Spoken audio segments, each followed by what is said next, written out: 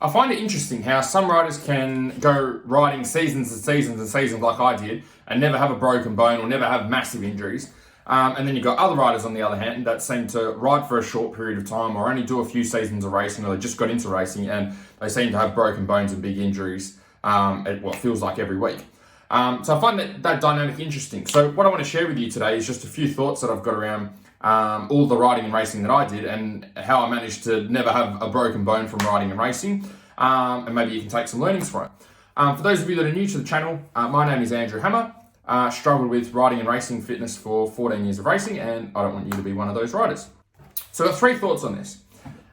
First thing is, so I rode from junior, so I would have been maybe 6 or 7, and I rode up to the age of roughly 19, or raced up until the age of 19. So one of the things when I look back is I always rode bikes until I was too big for them. And I've always been on the taller side. I'm definitely above average height. I'm about 6'2" now. So I've always been tall most of my riding and racing from when I was younger.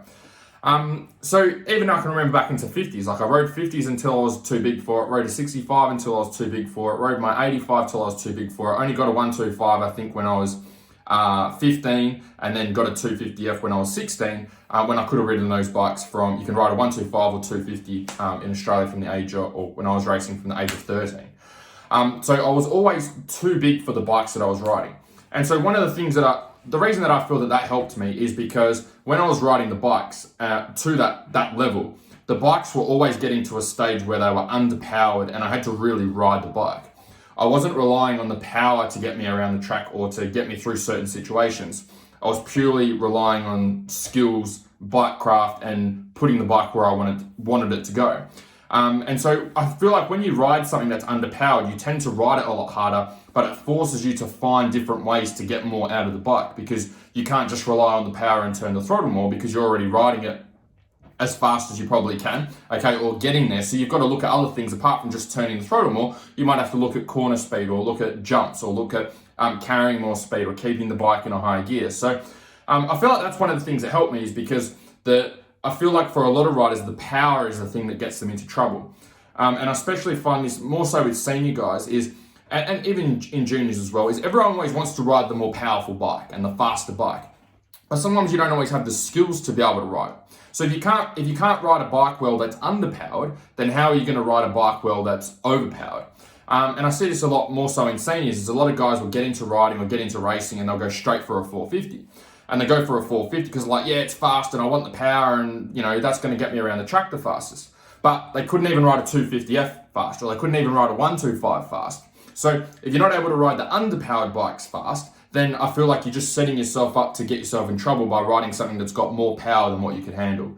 I mean, that's the same in other sports as well. Same with cars. Like if you can't drive a slow car fast, then you're definitely not going to be able to drive a fast car fast, or if you can, it's only going to be for a short period of time.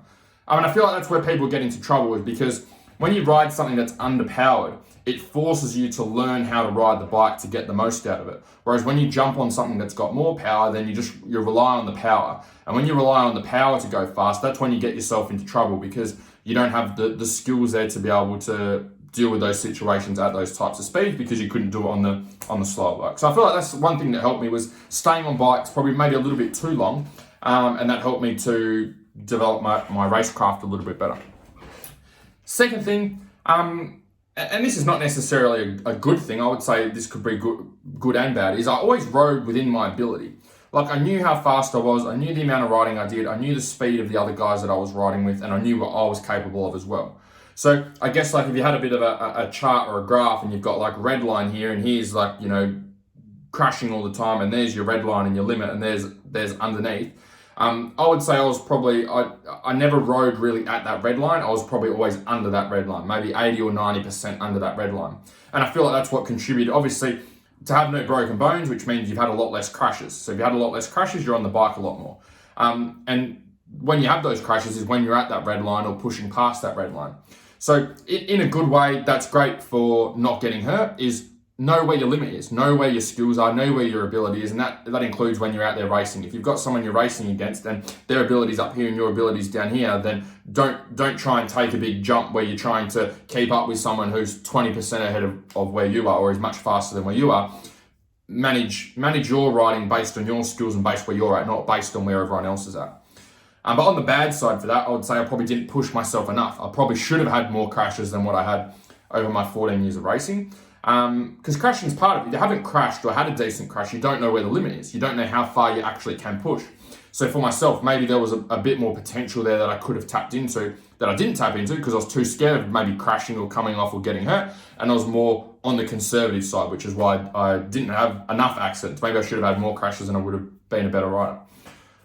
Third thing is, and this builds on number 2, is I wrote down here, riding with my ability allowed me to have more experience, which allowed me to read situations better.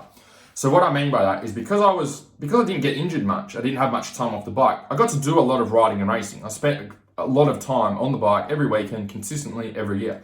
There wasn't many periods of time where I missed rides or missed races because I was always relatively healthy from an injury sense.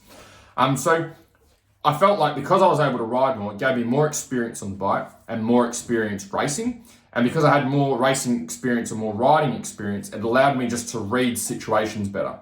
So I feel like as I continue to ride and race, it's like the more time you spend on the track, the more time you're closer to other bikes on the track, the more you can read situations. You have like this a little bit of intuition that starts to come in where you can read the play, you can see what's happening before it's happened.